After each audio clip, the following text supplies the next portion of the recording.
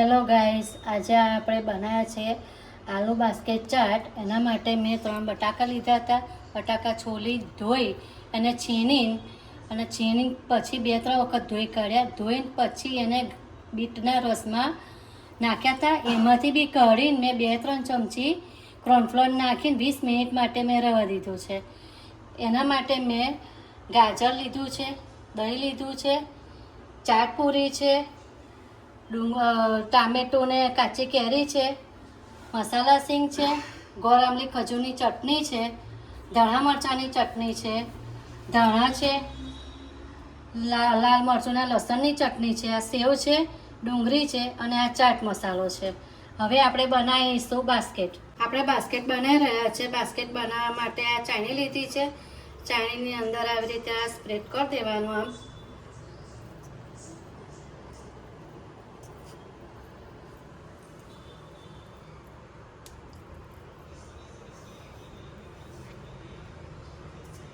Spread કરી દીધું છે.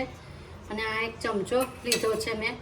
ચમચાથી એને સહેજ તેલવાળો કરી એને આમ દબાવવાનો અને આની અંદર મૂકી દઈશું આપણે.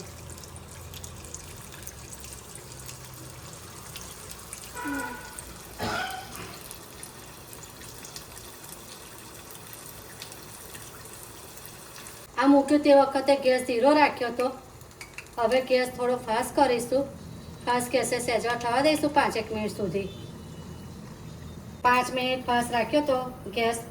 ફાસ્ટ રાખ્યા પછી મેં આ ગેસ ધીરો કરી આ ચમચો કાઢી લઉં છું.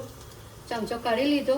હવે આ બાસ્કેટ કાચું લાગે તો આપણે ઉપરથી તેલ રેડી શકીએ છીએ. હવે ધીરા તાપે જ બાસ્કેટ થવા દેવાનો. હવે આ બાસ્કેટ ધીરે ધીરે આપણે કાઢી લઈશું. ઉપર આવી ગયું છે બાસ્કેટ, બરાબર. હવે એને કાઢી લઈશું આપણે.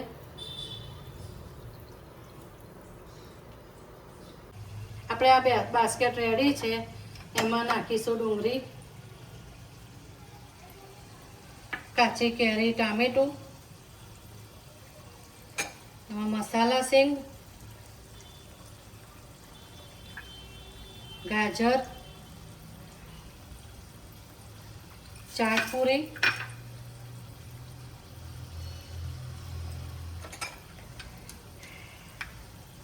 ધાણા મરચાંની ચટણી,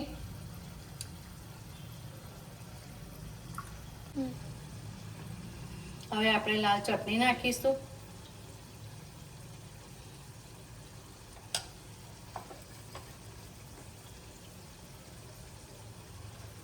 સેવ નાખીશું.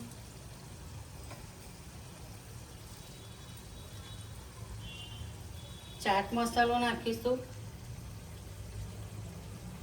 અને ઉપરથી દહીં નાખીશું.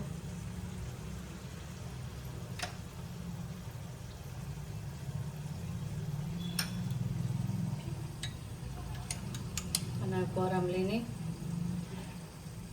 ચટણી. હવે એની ઉપર આવશે ધાણા.